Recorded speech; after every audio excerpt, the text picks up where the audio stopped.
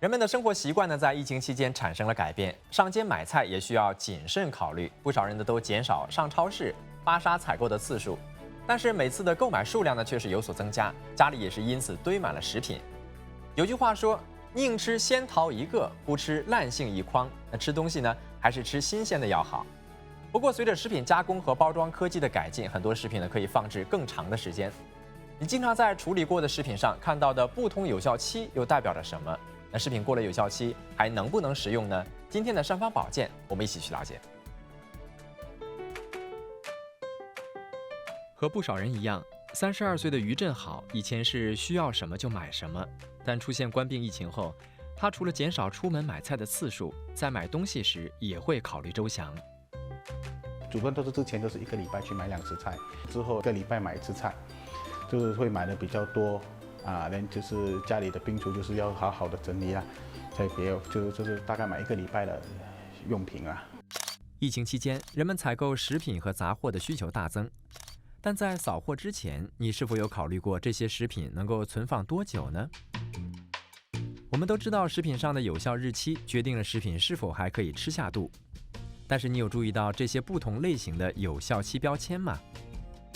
不同国家的原产国会有不同的方式来表示产品的有效日期，好像有 best before、use by、sell by 或者是 expiry date。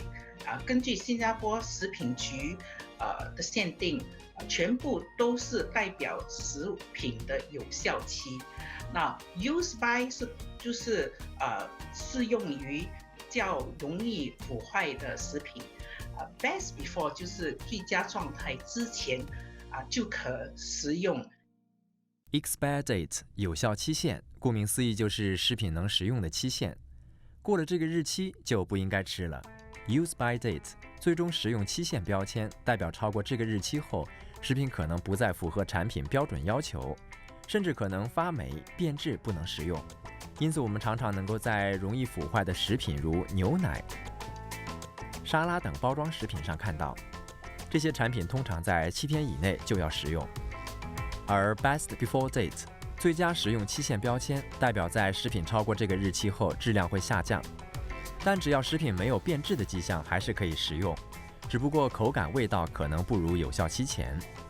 这种标签通常在不用冷藏或冷冻的食品，如罐装食物、面类等食品上能看到。最后，在本地比较少见的 sell by date 售卖期限和 manufactured date 生产日期，通常是给商家参考食品在店内售卖的期限。食品的特质、加工技术以及包装方式决定了它们的保鲜期。比如，一些加入了特定化学物质的食品能够延长保质期，而一些真空包装能将食品同外界环境隔离、降低污染风险的技术也能够加长保质期。对于没有添加任何化学物质的食品，如新鲜果菜和肉类，它们是没有有效标签的。超市建议消费者在产品上架3天内食用。至于肉类，一般分为是鲜肉和冷冻肉，这两者到底有什么不同呢？冷冻的肉会在零下18度里面储存，冷藏的肉呢，就是在1度到4度储藏。在新加坡，冷藏的肉呢，我们都是当成新鲜的肉了，从猪场那边解剖之后就冷藏到超市。冷冻肉因为科技的发达，不同处理的方式，当它解冻之后，其实它的新鲜度跟那个质量都跟新鲜的肉是不分上下的。在烹饪和采购方面略有心得的于振好表示，食品买回来之后最好分类包装，以延长保鲜期。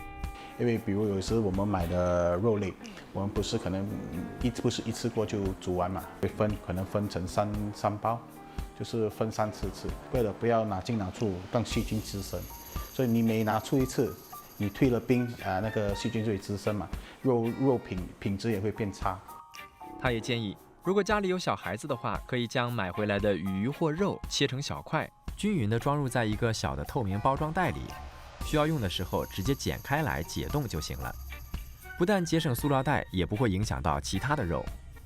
对于大块的鱼肉也可以这么处理，但是不要将鱼和肉放在一起，以避免交叉感染。储存蔬菜时，可以将蔬菜留在原本的塑料包装内，不然也可以将绿叶蔬菜用餐巾纸包住，吸走蔬菜的湿气，延长保鲜期。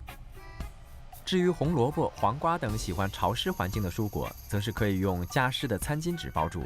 也有一些蔬菜根本不需要放进冰箱里，例如马铃薯、番茄和包菜，它们可以放在室温里长达1个星期。终于在超市里采购了1个星期所需的食品，回到家里呢，看到一袋袋的食物，是否又开始头疼？怎么将它们放进冰箱里呢？您是否也会像图片里一样乱塞一通，然后呢关上冰箱门，眼不见为净？其实呢这么做不但很难找东西，也会降低冰箱的保鲜功能。接下来我们就和收纳达人来学一学如何整理冰箱里的食物吧。除了储存方式会影响食品的保鲜期，食品在冰箱的排放位置也很重要。就有网友因为冰箱塞得太满太乱，过了几个月才发现堆积在后面的菜都坏了。另外，冰箱太满也会阻碍气流循环，降低冰箱温度保冷的作用。收纳达人陈丽燕就建议利用塑料盒或自封袋来整理并且收纳食品，更妥善地运用冰箱的空间。我的建议是先用 Ziploc bags，它不环保，不过呢你可以重用。比较喜欢用盒子的话，你的冰橱够大呢，那你盒子应该建议是透明的，不然就白色的，它看起来也比较干净，比较整齐。对，然后呢就尽量是不要太高的。自封袋可以用在散装的蔬果，封上后更整洁也卫生。其余有塑料包装的食品可以直接放进塑料袋里，但要确保别压到其他蔬菜。另外，也可以用这种带盖的塑料盒子，将一些相同类别的食品放在一起。最后，你也可以将干货如红豆、绿豆、芝麻等装进密封的透明罐子里，能够降低发霉的几率。看起来是不是特别整洁呢？整理完毕之后，就可以将它们放入冰箱。但食品放在冰箱的哪隔层也有学问。你看你冰箱的那个构造呢，它其实已经写了，有一些新的冰橱呢，尤其是大型的，它都有放了，这是水果部分，然后这是蔬菜部分，你可以按照那个冰箱的那个建议。那如果是说 temperature 的话呢，hot air rises, cold air sinks，so 最底层的呢，其实应该是最冷的地方，那应该是看你的东西哪一个是比较需要比较冷，然后就放在那里。那通常蔬菜是放在最底层的。蔬菜、水果、奶制品等食品需要低温度保鲜，因此建议放在低隔层。而果酱、酱料这些易漏的食品可以放在冰箱内隔层上，方便清理。收纳达人建议，冰箱也应该定期清洁，大概2个月一次，将各隔层擦干净。不但能够定期地整理出不必要的食品，也能够去除残留在冰箱里的异味。